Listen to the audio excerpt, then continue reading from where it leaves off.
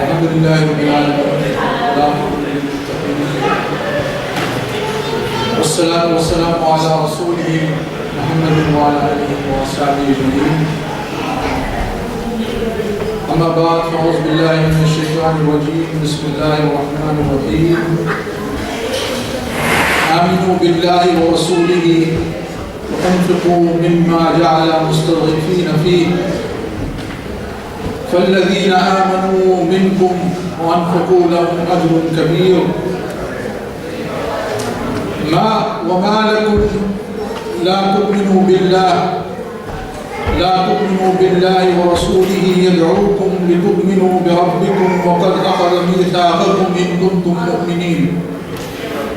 هو الذي ينزل على عبده آيات بينات ليخرجكم من الظلمات إلى النور وإن الله بكم لرؤوف رحيم. وما لكم إلا تنفقوا في سبيل الله وما تنفقوا إلا في سبيل الله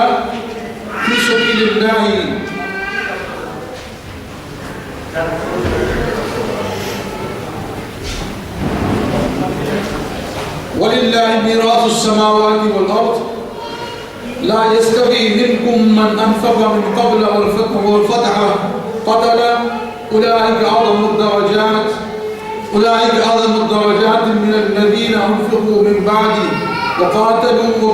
وكل وعد الله الحسنى والله ما تعملون خبير. صدق الله العظيم. رب اشرح لي صدري يسر لي أمري واحلل عقدة من لساني يفقهوا قولي. میں نے جس طرح یہ پروگرام رکھا گیا تھا میں نے اس کی الحمدللہ تیاری جس طرح کی تھی بتایا مجھے یہ گیا ہے کہ وقت جو ہے وہ مختصر ہے لہذا کہ انشاءاللہ میں کوشش کروں گا کہ اس ٹاپک کو اتنی تھوڑے سے وقت میں آپ کے سامنے اس ٹاپک کے ساتھ تھوڑا سا بہتر انداز میں بات رکھ سکوں. انفاق فی سبیل اللہ کے حوالے سے یہ ٹاپک ہے. جن آیات کی ابھی میں نے آپ کے سامنے تلاوت کی ہے اس کا ترجمہ بتانے سے پہلے اس کا تھوڑا سا پس منظر میں آپ کے سامنے رکھنا چاہتا ہوں. یہ سورہ الحدید کی آخری چند آیات ہیں اور ان آیات کو منتخب کرنے کا مقصد جو ہے وہ خاص طور پر یہ ہے کہ جس طرح کہ آپ تمام حضرات کو پتہ ہے کہ اس کے اندر جو اصل چیز جو اس میں بتائی گئی ہے وہ یہ ہے کہ وہ لوگ جو فتح سے پہلے جو کسی کام کو شروع ہونے سے ابتدا میں اگر جو لوگ اللہ کی راہ میں چیزوں کو خرچ کریں گے مال کو خرچ کریں گے اپنے وقت کو صرف کریں گے ان کے اجر جو ہیں وہ بہت زیادہ ہیں. اسی حوالے سے میں نے ان آیات کو منتخب کیا ہے اور جیسا کہ آپ کو پتہ ہے کہ الحمدللہ ہمارا یہاں پر کام آسٹریلیا میں اور خاص طور پہ سڈنی وکٹوریا کے اندر بہت ابتدائی دور کے اندر ہے. تو جو لوگ اس کام میں لگے ہوئے ہیں ان کو تاکہ اندازہ ہو کہ وہ اس وقت کس کام کو کر رہے ہیں اور ان کو اللہ تبارک و تعالیٰ کے کس طرح کا اجر ملنے والا ہے. اس میں ایک چیز ذہن نشین رکھ لینی چاہیے کیونکہ یہ آیات کی جو میں نے تلاوت کی ہے یہ سورہ الحدید کی آیات ہیں. سب سے پہلے اللہ تبارک و تعالیٰ جس نے ہمیں انفاق فی سبیل اللہ کا حکم دیا ہے اللہ تبارک و تعالیٰ نے شروع کی آیات کے اندر جس کی میں نے ابھی تلاوت یہاں پر نہیں کی ہے اس میں اللہ تبارک و تعالیٰ نے اپنا تعارف کرایا ہے. اس تعارف کو دیکھنے کے بعد یہ تعارف جتنا مکمل تعارف اللہ تبارک و تعالیٰ کا ہے اس سے اگر اس کو دوسرا اللہ تبارک و تعالیٰ کا تعارف کہیں دیکھا جائے تو سورہ حشر کی آخری چند آیات کے اندر اللہ تبارک و تعالیٰ نے اپنا تعارف کرایا ہے اور بتایا یہ جا رہا ہے ان آیات کے اندر کہ جو ہستی تم سے مخاطب ہے جو ہستی تم سے چاہتی ہے یہ تمام کام لینا وہ ہستی جو ہے وہ اس کے اندر کیا چیزیں موجود ہیں اس کی میں جلدی سے آپ کے سامنے ترجمہ اور تھوڑی سی آیات آپ کے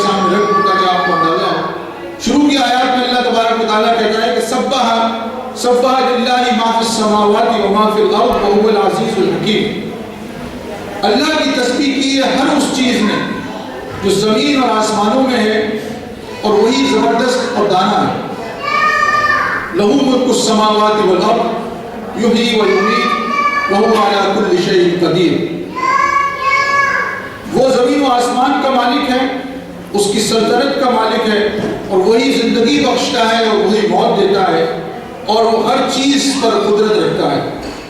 هو الاول والآخر والظاہر والباطن وهو بكل شيء علیم. وہی اول بھی ہے اور وہی آخر بھی ہے اور وہی ظاہر بھی ہے اور وہی مخفی بھی، اور ہر چیز کا علم وہ رکھتا ہے. وہی ہے جس نے آسمانوں اور زمین کو 6 دنوں میں پیدا کیا اور پھر اپنے عرش پر جلوہ فرما ہوا. ان آیات کی میں نے مختصر سی آپ کے سامنے ایک مفہوم رکھا ہے، ترجمہ کے ساتھ شروع کی. تو بتانے کا مقصد یہ ہے کہ جو ہستی ہم سے مخاطب ہے، جو ہستی ہم سے اس چیز کا مطالبہ کر رہی ہے انفاق فی سبیل اللہ کا، وہ ایک ایکسلٹڈ ہستی ہے، ایک بہت بڑی ہستی ہے، اور اس کی پہنچ جو ہے وہ بہت زیادہ ہے. یعنی انسان بعض دفعہ یہ سوچتا ہے کہ اللہ کی راہ میں جب خرچ کرے گا تو میرے لیے کیا کچھ ہوگا، تو اللہ تبارک و تعالیٰ اپنے اختیار کی طرف کا حوالہ دے رہا ہے. اس کے بعد میں آپ کے سامنے اس موضوع کے حوالے سے چند باتیں رکھنا چاہتا ہوں. جو عبادات ہمارے لیے اسلام میں اب تک ہمارے لیے رکھی گئی ہیں، وہ عبادات جو ہیں وہ اللہ تبارک و تعالیٰ کے قریب کرنے، اس کی خوف ہمارے دل میں پیدا کرنے کے لیے رکھی گئی ہے. جس طرح کہ نماز ہے، روزہ ہے، زکوٰۃ ہے، حج ہے، یہ ساری عبادتیں وہ ہیں تاکہ ہمیں اللہ تبارک و تعالیٰ کا قرب حاصل ہو. اور یہ اسی لیے تاکہ ہم زیادہ سے زیادہ جب ہمیں اس کے ساتھ، اس ہستی کے ساتھ ہمارا تعلق مضبوط ہوگا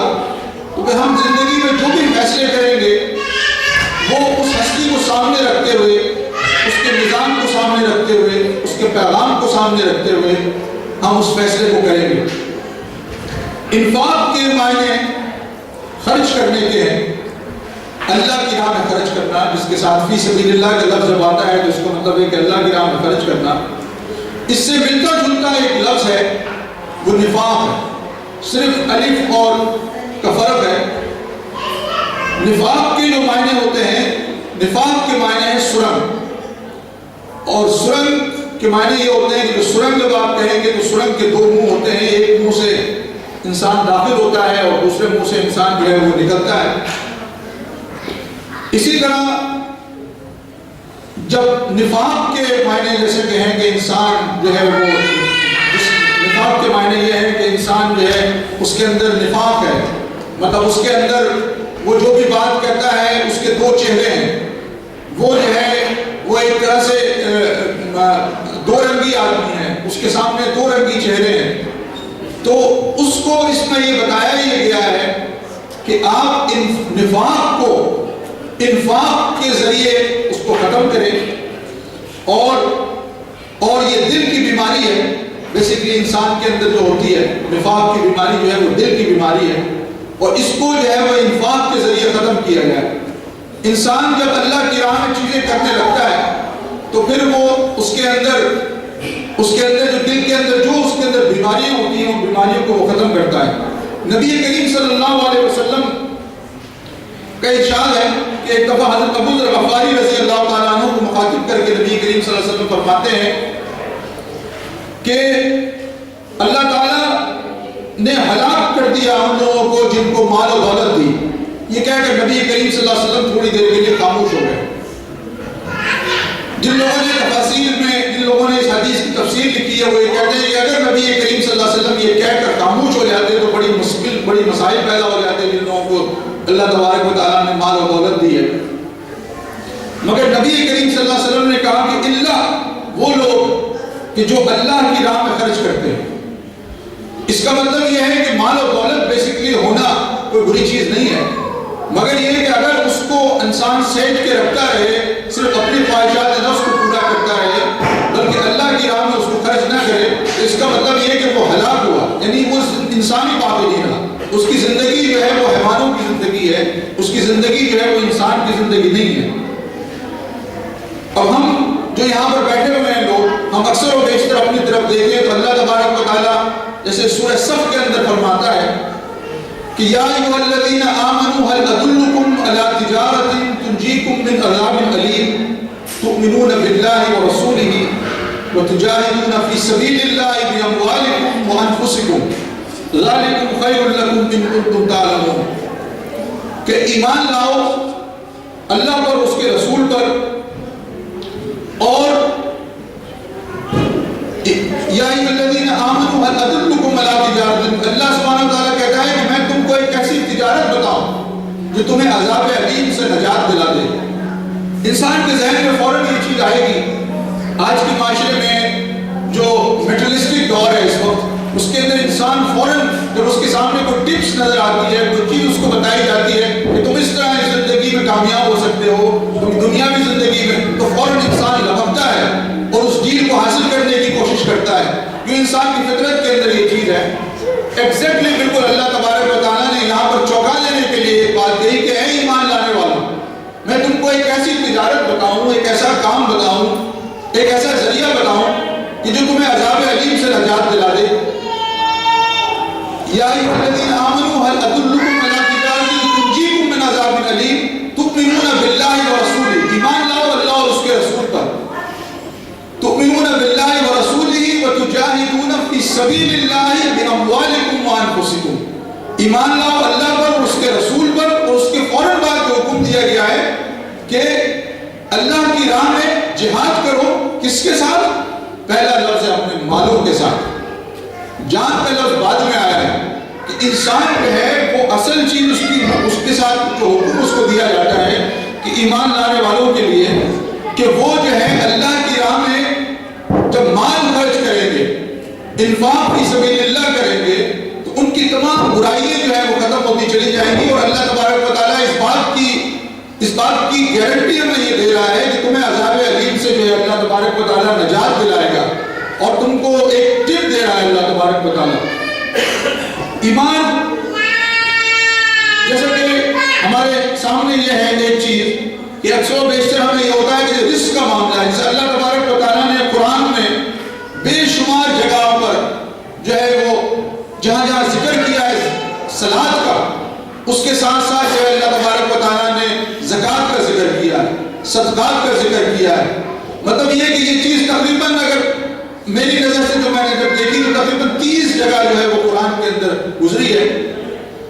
اور رزق کا جو لفظ ہے، اکثر و بیشتر ہم جب ہمارے ذہن میں جب رزق کا لفظ آتا ہے تو ہم یہ سمجھتے ہیں کہ رزق جو ہے وہ صرف کھانے پینے کا معاملہ ہے، ہم نے جو کھایا وہ رزق ہے، جو ہم نے پیا وہ رزق ہے، بلکہ رزق کے معنی جو ہیں اس سے وسیع تر ہیں۔ رزق کے معنی کچھ اس طرح ہے کہ انسان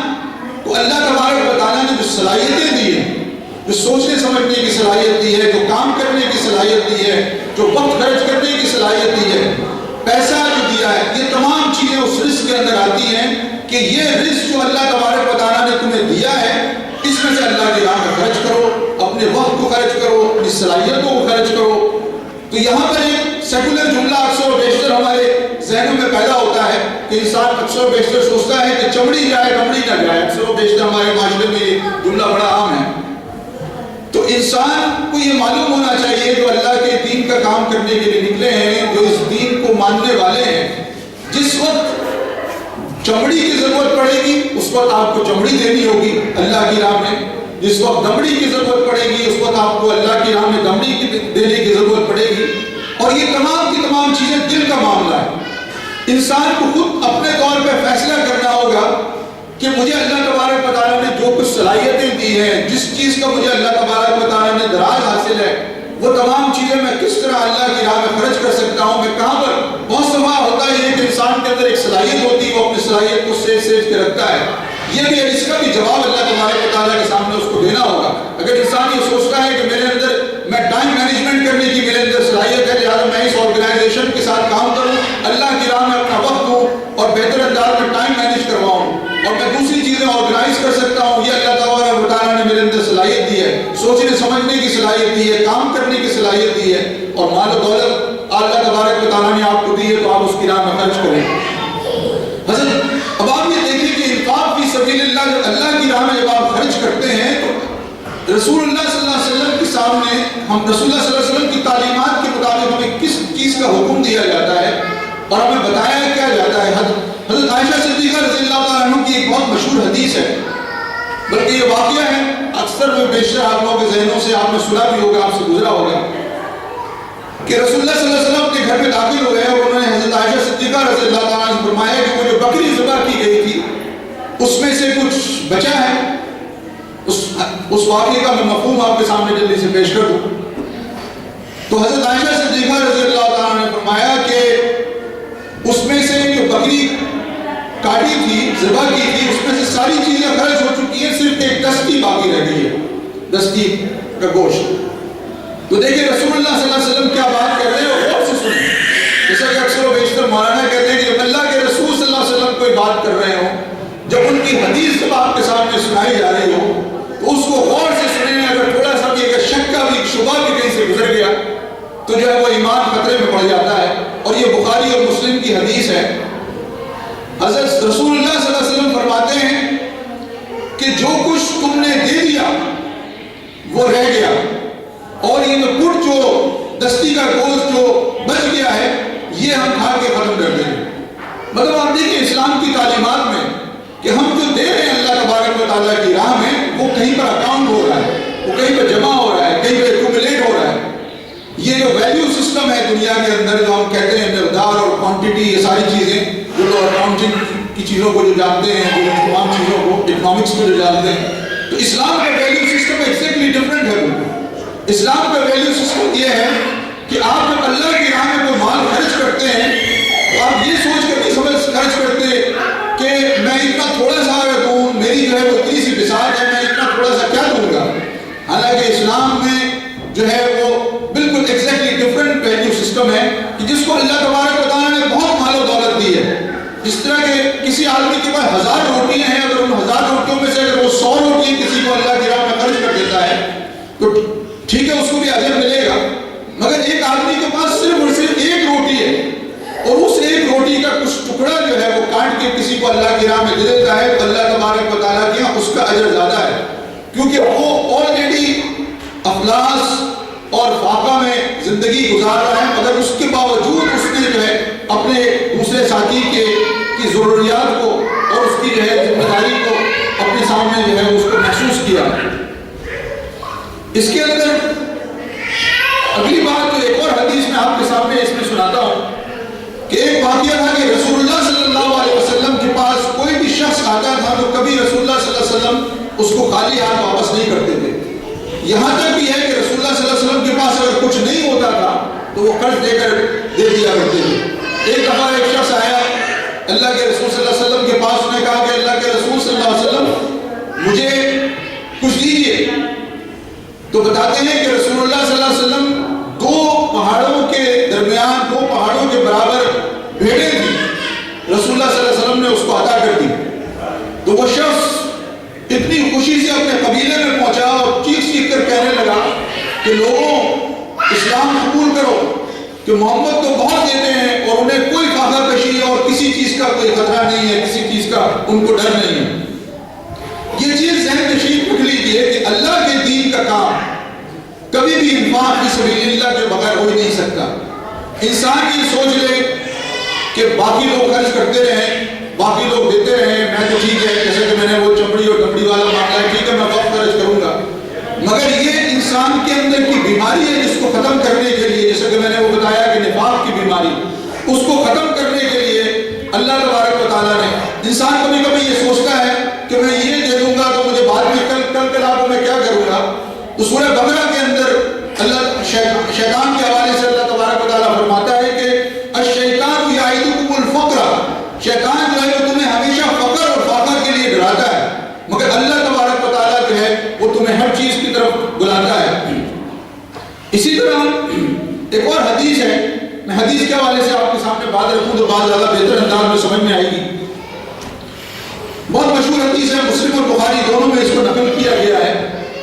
اور یہ حدیث جو ہے وہ عدی بن حاتم رضی اللہ تعالیٰ عنہ نے رسول اللہ صلی اللہ علیہ وسلم کو یہ ارشاد فرماتے سنا کہ تم میں سے ہر شخص کا محاسبہ ہونا ہے. اور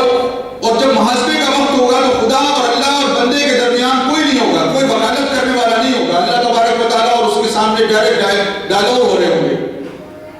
تو تم چاروں طرف جب دیکھو گے تو تمہارے اعمال ہوں گے، اور جس طرف بھی تم دیکھو گے تمہارے اعمال ہوں گے، اور سامنے جو ہے وہ جہنم ہوگی۔ تو رسول اللہ صلی اللہ علیہ وسلم اس حدیث کا مفہوم کچھ اس طرح ہے کہ رسول اللہ صلی اللہ علیہ وسلم کہتے ہیں کہ جب اگر یہ معاملہ ہے کہ چاروں طرف تمہارے اور اللہ تبارک و تعالیٰ کے سامنے ڈائریکٹ ڈائلاگ ہے اور کوئی وکالت نہیں کرنے والا نہیں ہے، تو اے لوگوں جہنم سے بچو، چاہے تمہیں ایک کھجور کا ٹکڑا بھی دے کر بچ سکو۔ یعنی شق التمرہ کا لفظ جو ہے وہ بیسیکلی استعمال کیا گیا ہے، بشق التمرہ کہ مطلب ایک کھجور کا ایک تھوڑا سا اگر ٹکڑا بھی دے کر اگر تم بچ سکتے ہو تو بچو۔ مطلب آپ یہ دیکھیے کہ یہ معاملہ یہ ہے انسان کا کہ انسان جب اللہ کی راہ میں خرچ کرنے کے لیے آتا ہے تو اس کے لیے وہ جہنم سے بچنے کے راستہ اسے بتایا گیا۔ جیسے کہ میں نے پہلے آپ کو ایک حدیث سورہ صف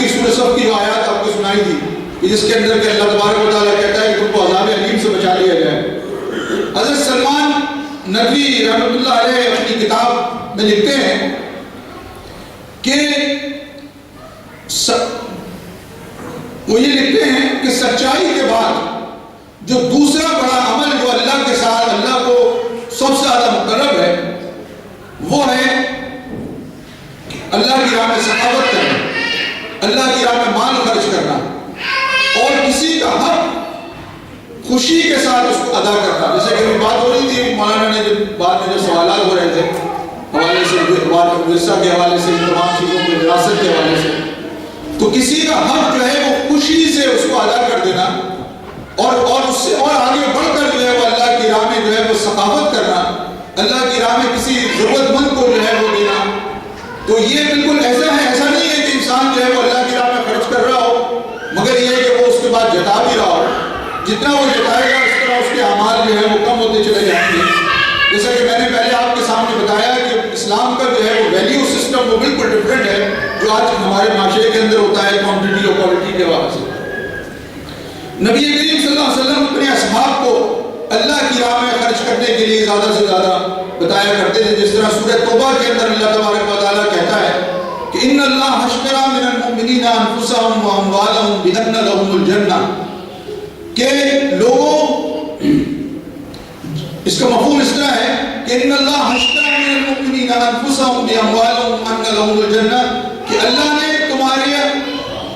تمہارا جو ہے وہ مال اور تمہاری تمام چیزیں جو ہیں وہ جنت کے بدلے خرید لی ہیں۔ کہ مطلب اس کا مطلب یہ ہے کہ یہ ایک ڈیل ہے جو اللہ تبارک و تعالیٰ نے آپ سے کر لی ہے۔ یہ بالکل ایسی ڈیل ہے کہ جیسے کہ ہم دنیا کے معاشرے میں ڈیل کرتے ہیں، جب ہم کو کوئی ڈیل نظر آتی ہے تو ہم لپک کے اس ڈیل کو حاصل کرنے کی کوشش کرتے ہیں۔ تو یہ اللہ تبارک و تعالیٰ نے یہ کہہ دیا ہے کہ جنت کا سودا جو ہے وہ تم نے کر لیا ہے اس ڈیل کے ذریعے، تمہارا مال، تمہاری تمام چیزیں جو ہیں وہ اللہ تبارک و تعالیٰ نے اس جنت کے بدلے تم سے لے لی ہیں۔ تو لہٰذا یہ ہے کہ میں اپنی بات کو اکثر و بیشتر آخر میں اس بات کی طرف میں اشارہ کروں کہ ہم لوگ 5 دفعہ آپ لوگ یہ سوچتے ہیں کہ ہم زکوٰۃ کا معاملہ ہے، جیسا کہ آپ نے 2.5% ہم زکوٰۃ دیتے ہیں اپنے مال میں سے، اور ہم یہ سوچتے ہیں کہ ہم نے 2.5% جو ہے 100% میں سے 2.5% ہم نے زکوٰۃ دے دی، لہٰذا ہماری خلاصی ہو گئی۔ یہ یقیناً آپ کبھی کبھی یہ سوچیں کہ 100% میں سے آپ 2.5% صرف اور صرف آپ دے رہے ہیں، تو اس کے بعد باقی کا مال جو ہے وہ یقیناً وہ آپ نے اپنی ایک قانونی ذمہ داری تو پوری کر دی، مگر اللہ تبارک و تعالیٰ کسی اور طرف آپ کو کہہ رہا ہے کہ آپ یہ دیکھیں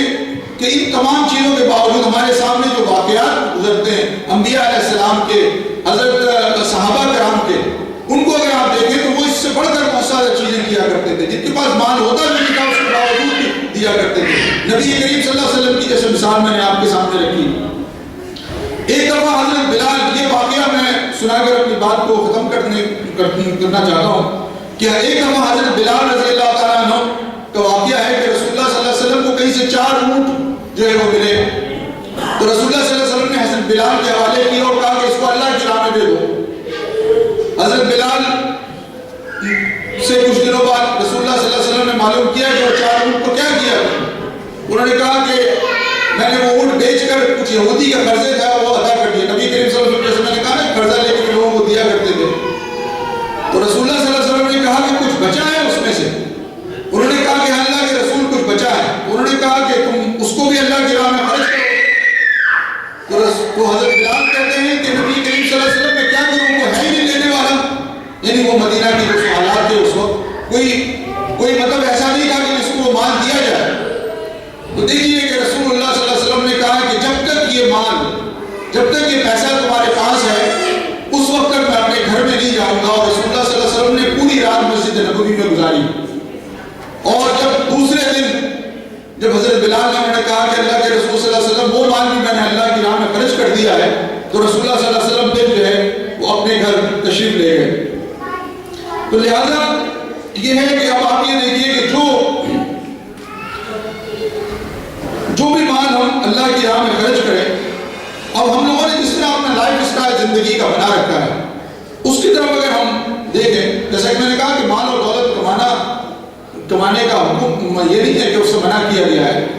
بلکہ حب دنیا سے منع کیا گیا ہے کہ اس سے محبت تمہیں پیدا ہو جائے, مال سے محبت پیدا ہو جائے, تمہاری چیزوں سے محبت پیدا ہو جائے, اور اس کے بعد جو ہے کہ تم جب اس سے کسی چیز سے محبت پیدا ہو جاتی ہے تو وہ پھر آپ اللہ کی راہ میں یا کسی کی راہ میں خرچ نہیں کرتے. تو اسی طرح جیسا کہ بتایا گیا ہے کہ یہ تمام کی تمام چیزیں جو ہے وہ ایمان سے تعلق رکھتی ہیں. جب تک انسان یہ سوچ لے کہ میرے پاس قانونی ایمان ہے اس وقت تک انسان یہ تمام چیزیں نہیں کر سکتا. جب انسان یہ سوچے کہ اپنی ایمان کی تجدید کرے اور یہ سوچے کہ میرا ایمان جو ہے ایسا ایمان ہو کہ جو کنوکشن کرنے والا ایمان ہو, جو اللہ کی راہ میں نکلنے والا ایمان ہو, اس کے بارے میں یہ کیا کہا گیا ہے کہ وہ کنوکشن کرنے والا ایمان ہو, جرأت دکھانے والا ایمان ہو, تو اس ایمان کے ساتھ یہ تمام چیزیں جو ہے وہ ہو سکتی ہیں. اور جس طرح کی آخری قرآن کی ایک آیت میں آپ کے سامنے پڑھ کر جو بالکل ایک دم کلیئرلی اس کا میسج آپ کے سامنے دیتی ہے وہ یہ ہے کہ یا ایھا الذین آمنوا لا تلھکم اموالکم ولا اولادکم عن ذکر اللہ ومن یفعل ذلک فاولئک هم الخاسرون. کہ اللہ کی یا ایھا الذین آمنوا لا تلھکم اموالکم ولا اولادکم عن ذکر اللہ, کہ دیکھو تمہارا مال اور تمہاری اولاد تم کو اللہ کے ذکر سے دور نہ کر دے. تو آپ یہ دیکھیے کہ اللہ کا ذکر کیا ہے. اللہ کا ذکر یہی ہے کہ آپ اللہ کی راہ میں مال خرچ کرتے ہیں, اللہ کے لیے جب نکلتے ہیں, ضروری نہیں ہے کہ آپ صرف تسبیح پر گانوں پر آپ اللہ کا ذکر کرتے رہیں, بلکہ اللہ کی راہ میں جب آپ نکلیں گے, اللہ کی راہ میں جب آپ مال خرچ کریں گے, اللہ کے لیے جب آپ چیزیں کریں گے, تو اللہ تبارک و تعالیٰ جو ہے وہ یہ ایک طرح سے یہ ایسا ہے کہ جسے آپ اللہ کی راہ میں اللہ کا ذکر کر رہے ہیں. لہذا میں اس پر اتفاق کرتا ہوں, اللہ تبارک و تعالیٰ سے دعا ہے کہ ہم نے جو کچھ سنا ہے اس پر ہم عمل کرنے کی توفیق عطا فرمائے, اور ہمیں انفاق فی سبیل اللہ کے حوالے سے زیادہ اس کے بارے میں ہمیں جو ہے آگے بڑھ کے ہمیں کام کرنے کی توفیق عطا فرمائے. کیونکہ یہ کام جس کام کو ہم خاص طور پہ یہاں کرنے کے لیے نکلے ہیں یہ صرف اور صرف ہمارے وقت نہیں مانگتا ہے, بلکہ اس کے ساتھ ساتھ جو ہے وہ انفاق مانگتا ہے, مال مانگتا ہے,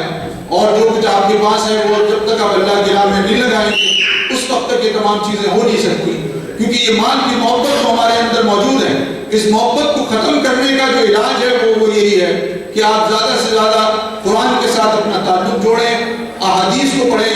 ان قرآنی آیات کو پڑھیں, نبی کریم صلی اللہ علیہ وسلم کی ان واقعات کو پڑھیں کہ جس میں رسول اللہ صلی اللہ علیہ وسلم نے انفاق کے حوالے سے چیزیں رکھی ہیں. جیسا کہ آپ کو پتہ ہے کہ یہاں پر ہماری ایسی آرگنائزیشنز ہیں, ہمارے پاس چیریٹی کی آرگنائزیشنز ہیں, ہم پوری ہر جگہ جہاں پہ ضرورت ہوتی ہے وہاں پر اللہ کی راہ میں چیزوں کو خرچ کرتے ہیں. تو اب اس چیز کی پرواہ کیے بغیر کہ مجھے جو ہے وہ آج اگر میں دے دوں تو میرا کل کیسے چلے گا, کیونکہ اللہ تبارک و تعالیٰ نے یہ بتا دیا ہے